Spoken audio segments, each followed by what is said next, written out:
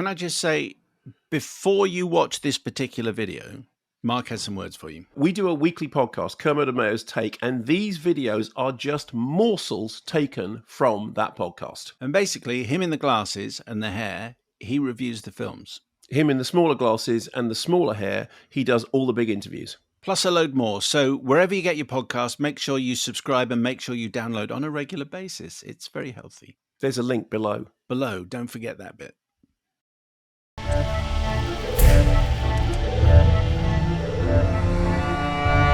My name is Major Nakamura. You are here for a great mission, for a great cause. To serve the Emperor, to build a railway. This is an honorable mission, one you should feel proud to be part of. Being prisoners brings much shame. Great shame. You redeem your honor by building railway. 任務に入れ! はい! 任務にかかれ!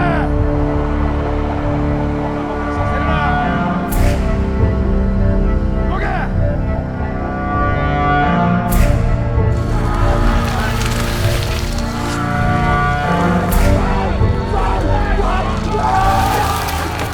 And that is a clip from The Narrow Road to the Deep North. Delighted to say its director, Justin Kurzel, has joined us. Justin, hello. Where do we speak to you today from? I'm in Tasmania, in Australia, actually where the book was written by Richard Flanagan.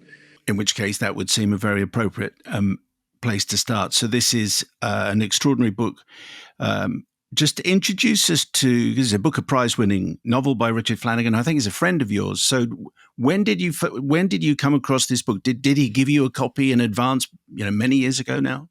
Yeah, he's a family friend of my wife, Essie Davis, who's an actress, and we were actually in London, living in London at the time when he won the Booker Prize.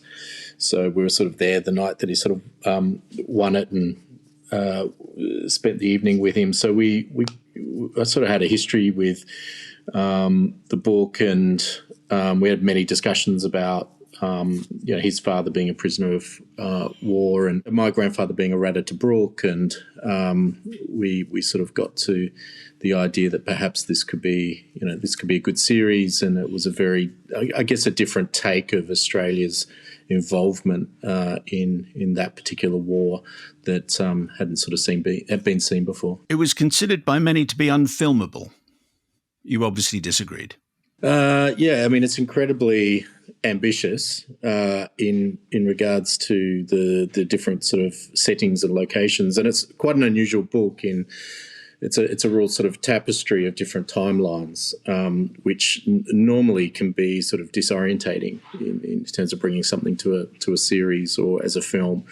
But it actually became the most interesting and powerful sort of part of the making of it as a series. I mean, the book is about memory, how you remember tragedy and the war, and how it sort of lives through those sort of generations, and what the legacy of it is. So that was obviously something, a real challenge to sort of bring that to a series. And a lot of the book's told through first person. So, trying to find those sort of beats of those events and those sort of moments through it, and how to bring that to screen was probably the biggest challenge of it. And was it enjoyable to have more time and more space that comes with a TV series? Yeah, I think so. We did imagine what it would be as a film, but it became a very kind of particular point of view that and perhaps one of the timelines wouldn't have been we wouldn't have been able to bring to screen. So I think having that time to be able to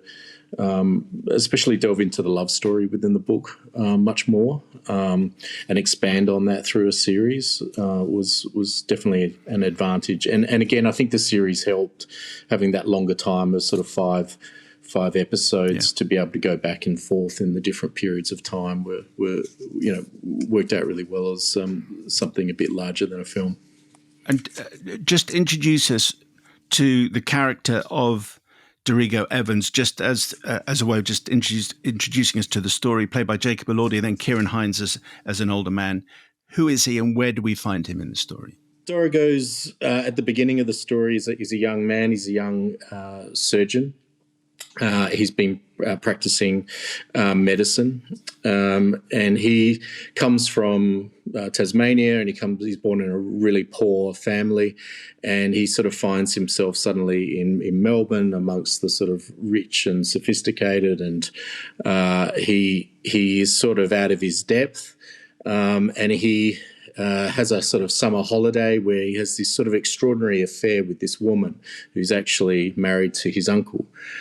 She's much younger than the uncle, and they have this, we call it the summer of love, where this extraordinary relationship happens over 6 weeks. That's it. He never sees her anymore because he's then sent off to war, and in Singapore he's captured and becomes a prisoner of war, and is part of building the Burma Railway and looking after all these men. It's his responsibility to keep them alive as they're dying around him, and ultimately in this series to choose those that will live and those that will die.